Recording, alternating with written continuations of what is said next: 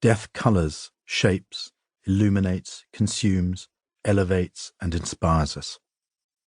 Its turbulence, its randomness, the impenetrable veil around it, and its inevitable occurrence. These are what shape our material and spiritual nature, who we are, what we are, why we are. But in many advanced Western cultures, we are losing our connection with death.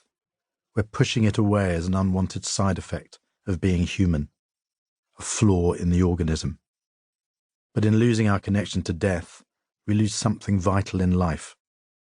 Here, Laird explores his relationship with death and with fear, and how the presence of death throughout his life has moved him, marked him, shaped his nature, and influenced how he chooses to live every moment.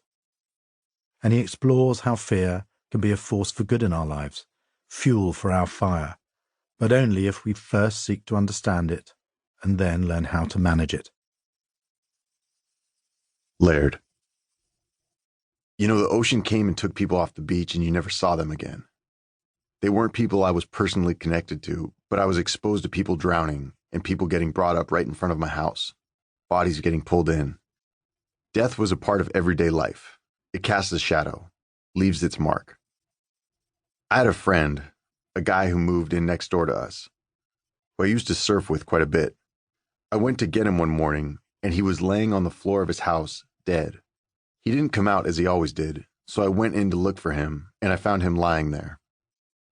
I've been exposed to a fair amount of death from a young age, situations where I would come across people being dead, either through drowning or natural causes.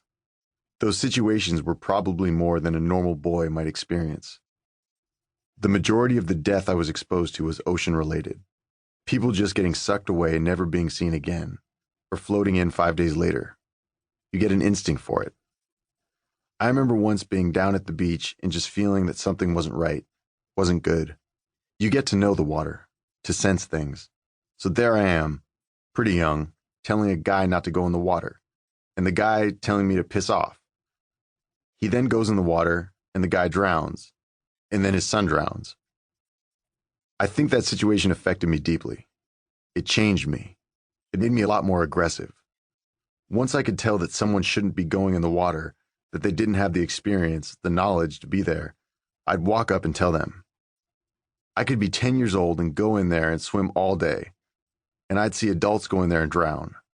So at a certain point, I really started getting in people's faces and telling them that they really shouldn't be going out there. It didn't matter to me that I was just a kid. I mean, no one likes being told what to do, right? Especially by some punky kid. They're kind of like, you don't tell me what to do. But it's the sea. You have to accept it. You've got to go to it with respect in your heart. Laird wasn't really disobedient. He was still practicing his intelligence. He was putting other people to the test. Although they thought they were testing him, he was testing everybody else. Coppin Colburn, Hamilton family friend. Surfing was dangerous, even when I was small. I lived at the pipeline, and they were pulling guys in with skulls cracked open, faces smashed, guys that were tough. Surfers got hurt a lot at that beach because that's a very dangerous beach. And then I went from that to moving to another island where a couple of the beaches that I played on were equally dangerous. One of my favorites, Lumahai, was the second deadliest beach in the state of Hawaii. It ate 3 or 4 people every year, sometimes more. So I played and lived in places where people got smashed up a lot, died a lot. A lot of people get hurt in surfing. Sometimes it's just minor stuff. Stitches and puncture wounds, and sometimes, because of the nature of that sport, you get smashed heads, broken necks, something heavier. And people's skill was everything in surviving in that water. The equipment they were riding wasn't nearly as reliable. But even so, there's a forgiveness about the ocean in one way. A lot more people should be getting a lot more hurt a lot more often than they do, given what they're doing. It's remarkable that the pipeline doesn't take more lives. So in the world I grew up in, death and your relationship with the ocean are one.